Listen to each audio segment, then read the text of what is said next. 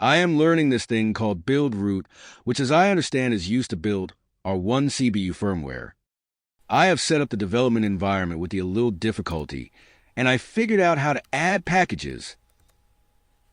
Look, I installed Ascii Invaders on my X6100.